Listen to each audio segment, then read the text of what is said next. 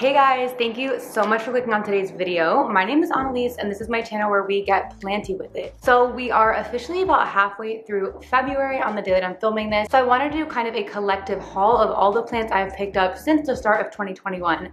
Now I will say I did not really keep to my goal in January of not buying a lot of plants. January I did end up purchasing quite a few plants. However, in February so far I've only purchased one plant. So I'm making some progress and I'm working on selling more plants so I can kind of make back some of the money that I spent on plants. Anyway, I wanted to show you guys all of these in one place. I know you've seen a lot of them before in different videos here and there, but I wanted to have it all in one place. Plus, I wanted to be able to show you all how they've been acclimating and some exciting growth updates on them. So if that sounds like a good time, then keep on watching.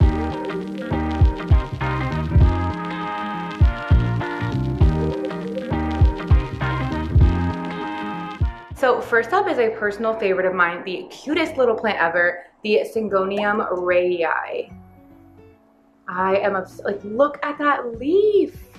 I have the Winlandii, which I also love, but there's something about this one I think I like more. The leaves are a deeper green tone. I don't know, something about it is so stunning, and it's of course putting out a new leaf.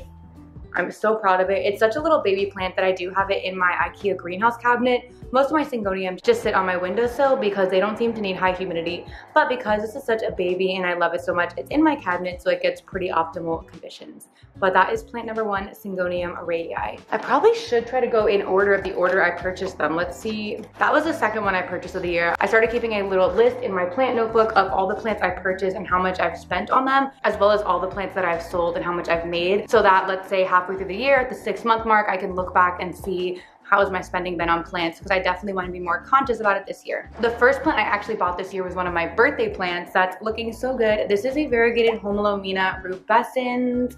Let's look at the newest leaf here. She's still so shiny. My gosh. So all of the leaves are doing really well. We did lose one leaf, but it was the lowest leaf and it gradually yellowed, so I'm not too worried about that. That definitely can happen. And it's putting out new growth here, and it looks like that's definitely going to be the biggest leaf yet. So I am so excited to see what that looks like. Yeah, that's definitely gonna be quite a bit bigger than the previous ones. This guy's been doing so well. Look at that root growth. It's living in leca and loving it. Plus, I love this little container it's in. This is actually a container that we cut ourselves from a glass bottle. It was in a sake bottle, and it had this really beautiful texture. So we're like, yeah, let's cut it. So we cut the bottle, and now it's home for one of my favorite plants. Okay, let's see, what's next?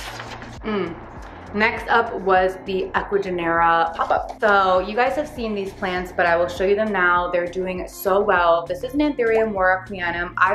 Let me tell you, I was so nervous about bringing this plant home. I know they need super high humidity, and I was completely convinced that I would bring it home and would lose both the leaves and have to regrow it back, or that the leaves would completely yellow or brown or whatever. But literally, there was a teensy bit of brown at the bottom that I cut off, or I think it might have fallen off. But otherwise, is this not looking literally perfect? I mean, let's just do a slow pan on her.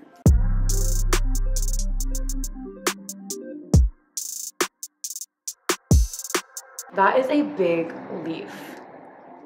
And then this leaf back here, this one was always a little bit damaged, but it's still looking pretty good, especially the top half. The bottom half is where you can see a little bit damaged, but I'm just so proud of how well it's doing. It's still in sphagnum. I have not moved it from its original container because I was too nervous to.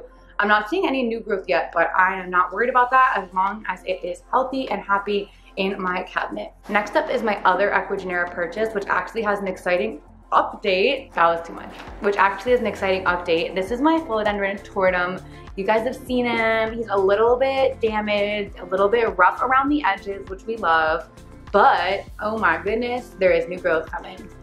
Can you guys see that tiny little pink growth point right there? That just started coming out.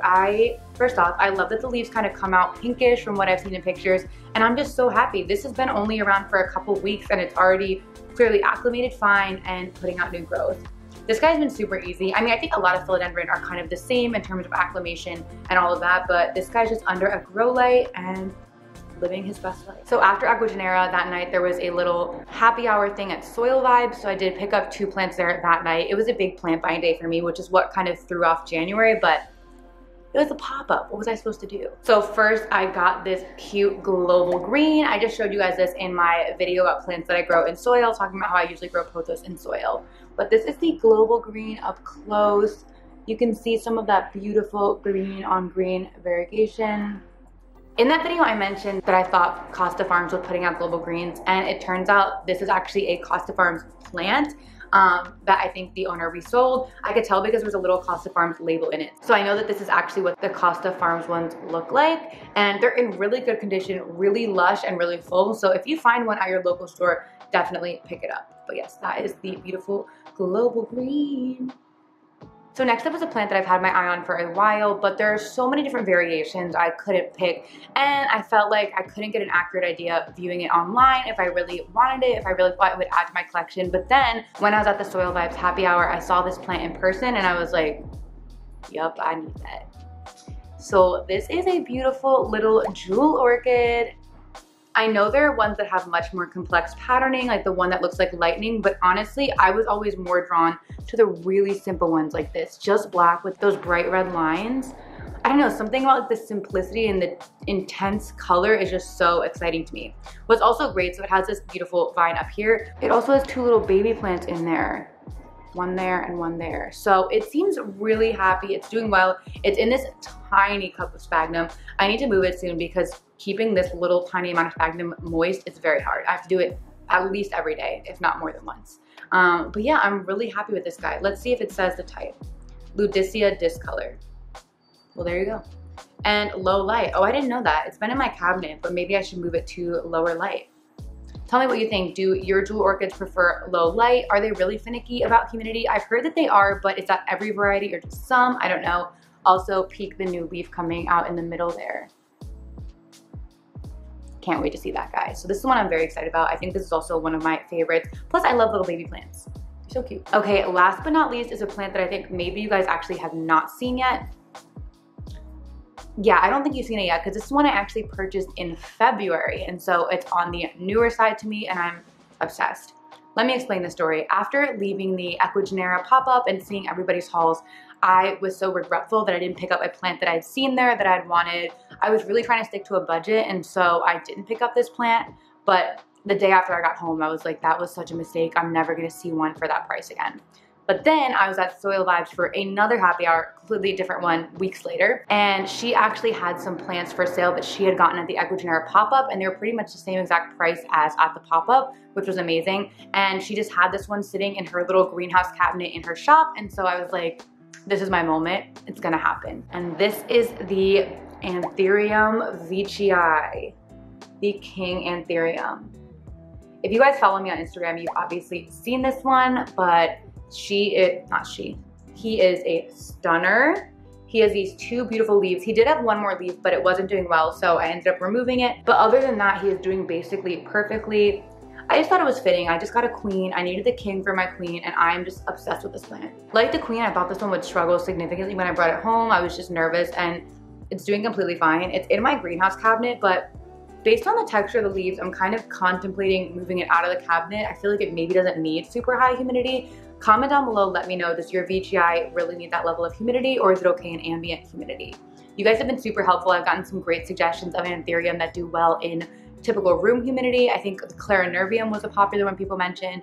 People said that their Philodendron has done fine in room humidity, so definitely keep letting me know because I'm getting into Aetherium now that I'm not killing them and kind of liking it. This guy, they're so cute. That's so cute. I love it. And it's just in water right now. As you can see, I'm letting it just acclimate, root up. This guy came, I think it might have come in spag, or no, maybe it was bare root. I don't remember, but it's in water in my cabinet and thriving. Okay, so that is it. Those are all the plants I've purchased so far in 2022. I definitely have slowed down my plant purchasing this month. As I said, I only got one as compared to last month where I got, how many was that? 5 or 6 plants. So one's better. Let's hope I keep it up. Today is the 16th, so halfway through. Let's see if I can keep to just having 1 or maybe 2 plants this month. Also, I might have mentioned this before I forget, but I am trying to downsize my plant collection. I'm not gonna be unrealistic and say significantly, but definitely by a good amount because I have some things coming up in my life that I will update you guys on, and they kind of require me to decrease as much as I can. I'm very much struggling. So if you have any tips on how to let go of plants that you feel attached to, or how to kind of downsize your collection, definitely let me know, because I don't know, all my plants have like a story or some level of emotional attachment, or I got it at a certain place I want to remember, or it's a plant I raised up from a little baby cutting and I feel so proud of it. So look at me, I'm already like getting emotional about thinking about letting go of some of my plants. That's so dramatic. But comment down below if you have any tips for that. Anyway, that's gonna be the end of today's video. What was your favorite plant that I picked up so far in 2022? What plants have you picked up this year? Anything exciting? Comment down below. Let me know, and I will see you next time. Bye.